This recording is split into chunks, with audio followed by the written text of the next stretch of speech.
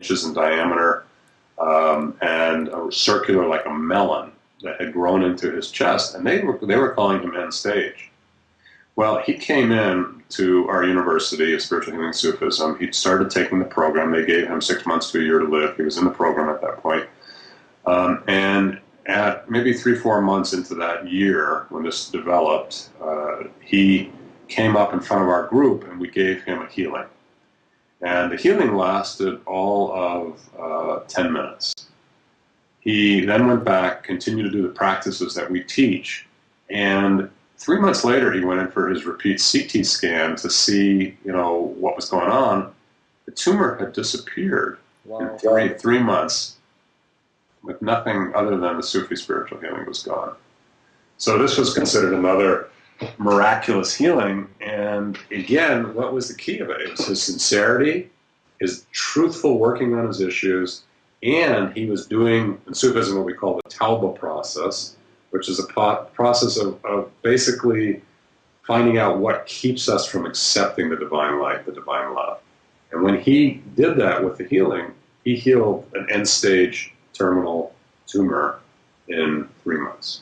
So spiritual healing is not unilateral. God helps those who help themselves. They have to do the work as well.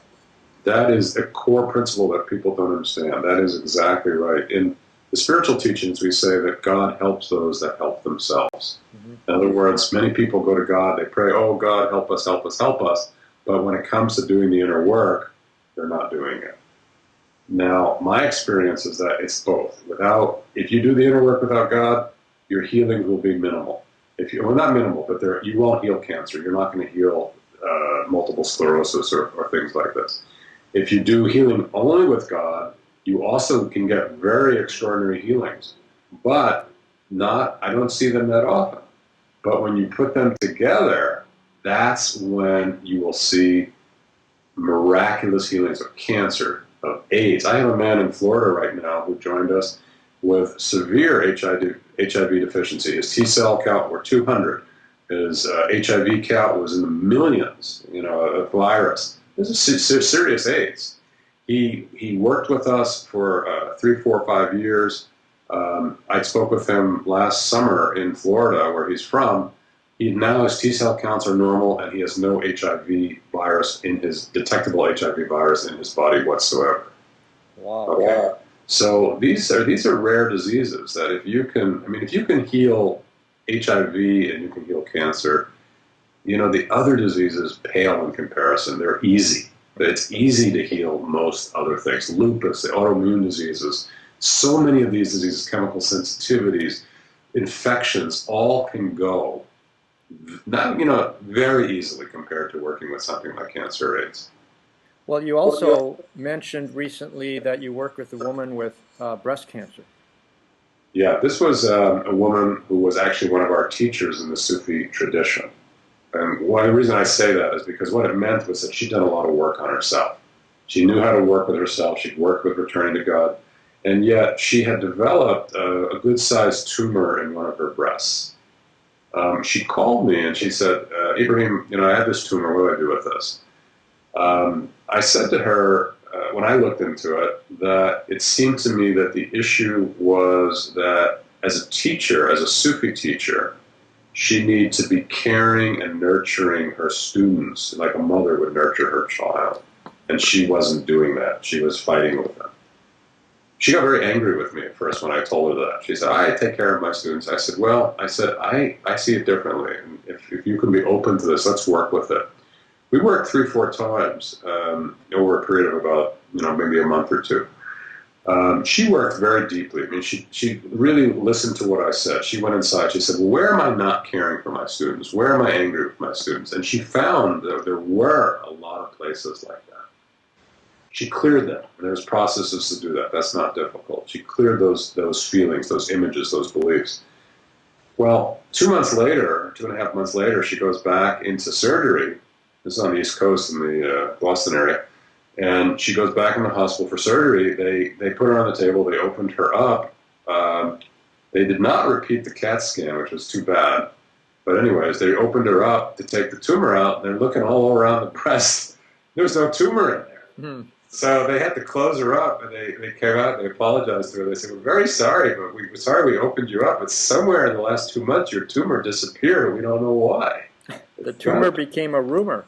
The tumor became a rumor. That's great. Now, I've also written earlier posts about you and my experience with you. One post, which I will link to, is about the awareness release technique, which is a method that people can use to heal themselves that has been very powerful for me. But also during my seminar with you, I was astonished. During one of your healings, there was a young woman, I won't go into the details now because I've written about it and will link to it, who did not want to be healed. So an important point is some people with cancer, even though they say they want to be healed, on a soul level do not wish to be healed. Can you speak to that? Well, this is exactly right, Phil. There are people who don't want to be healed for different reasons. And there are 4 levels of human consciousness. There is the human level, ego, if we call it. In Sufism, we say nafs. There's the heart level, which is where we love, which we call the malakut. There's the soul level, which is really where spiritual healing focuses. It's how to change the light of the soul so healing happens. And then there's the godly level, which is where the God light comes into our being. So these are the 4 dimensions of human existence. Now, if a person doesn't want to heal on any of those levels, it can create a serious impediment to healing. And one of the jobs of a healer like myself is to open those understandings of why you don't want to heal and heal them. But sometimes you can't. And I'll give you an example of this. Recently, a very beautiful young man came to me. He was in his early 40s. But that's a sign of my age when the 40s become young, right? Anyways, okay. So he was a beautiful middle-aged man in his 40s. He had, from childhood, 5 years old, he had the cerebral spinal fluid was obstructed in his brain. And at 5 years old, they put a stent in that drained the spinal fluid off the brain down into his belly. And when he came to me, he was at the point where there was so much pain going on in his head that he was on high doses of morphine and other painkillers and essentially was not healing. So I was working with trying to get the healing for him. But here's what happened. When I got to the soul level to work on the healing, his soul said, "I'm not interested in healing."